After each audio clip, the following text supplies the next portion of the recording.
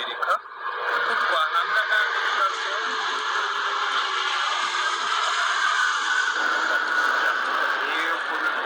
n'ibibazo ahangaha ibibazo twabonye Bibiliya ishobora gusubiza ni ibingibi.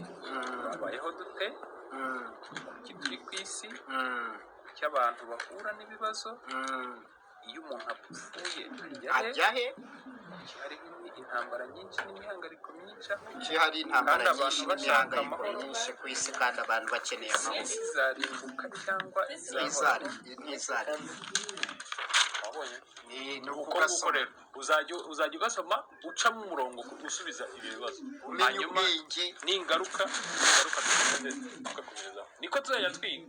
Kandi n'ubwenge bw'Imana ntabwo ari ubwenge bwo ku isi. Ba dinasiti na bande batazakagira bagiye batabera bw'Imana kirazira, nta muntu ujya ubicokoza. Tuzi ko irakara wowe nawe ko tuzajya twigira cyangwa njye wenge kuzana udutabo usomere kuko urabizi umwanya wanjye ubaruye mba ndi mu mirongo, mba narasabye Imana impe ubushobozi bwo kwitambika mirongo ya politike myiza, none nawe uza na kaburimbo umparuriraho unsomera binshongonokeramo, noneho ewana umutuga ku isi. Rero ku isi hari ikibazo cya depression, agahinda gakabije abantu bagiye bagira bitewe n'ibyo bibazo tumaze kubona haruguru hariya, byaba ibya politiki, byaba iby'ubukungu, byaba iby'imibanire, byaba iby'ukubura ubumuntu, byaba iby'ubukene n'ubwomanzi, n'ibihe bya .com igihe tugezemo cy'ikoranabuhanga.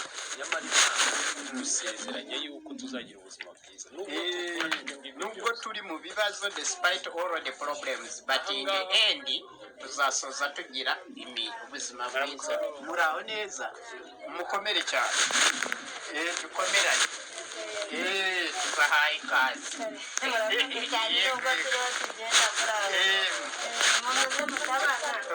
turaho mukomere cyane. Ugiye hese ko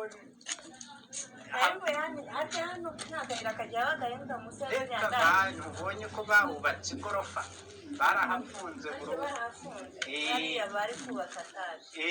Ubwo niho byatungukira, aho niho byapfiriye. Babikoze nk'ibya mbere uko bakoze, nka cyagiye badufungera inzira hano.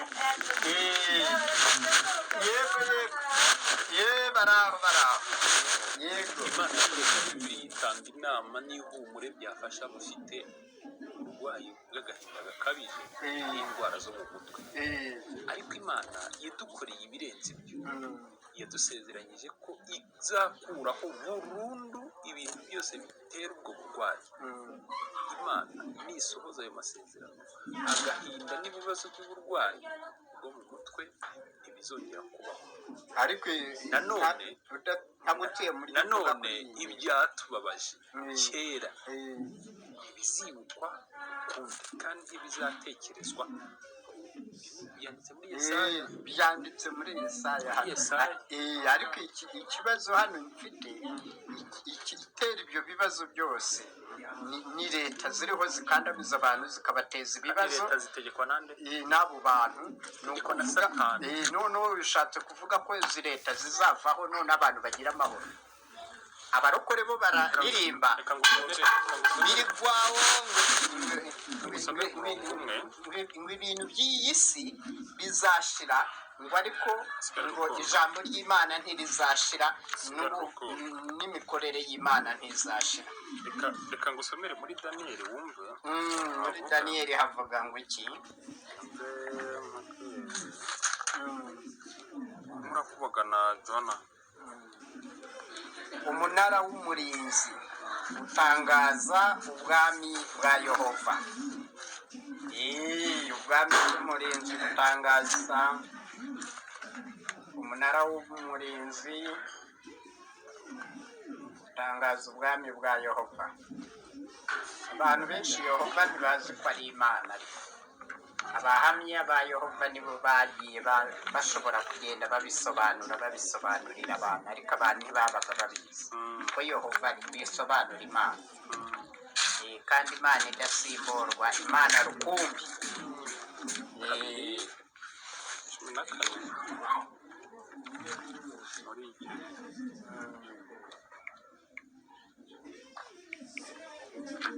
Bityo rero namwe tubahaye ikaze. bakora indi mirimo y'iterambere yose barayitabira, kandi ujye ubangerezaho ubutumwa hatazagaragaramo ababi nk'uko abandi bagenda bagaragaramo. ni abantu ariko nabo Ubwo nyine nanjye mba nkupfunyikiye ubutumwa uzabungerezeho bazabe beza bijyane mu ijuru. nyine ntabwo ari intungane, ntabwo ari intungane, kandi umuntu iteka ryose satani aba ari aho ngaho yarekereje akamumeneramo.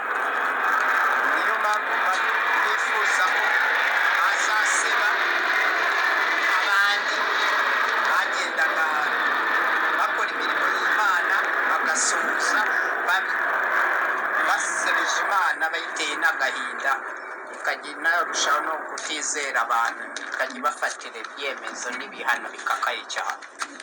Kubera wabonye Sodoma na Gomora ni abantu babiteje, kandi hariho ibi byose biriho ubu ngubu. Nibyo Imana yahereye ifatira kuri urwo ruzitiro kugira ngo ibateze biriya bibazo yabateje muri Sodoma na Gomora.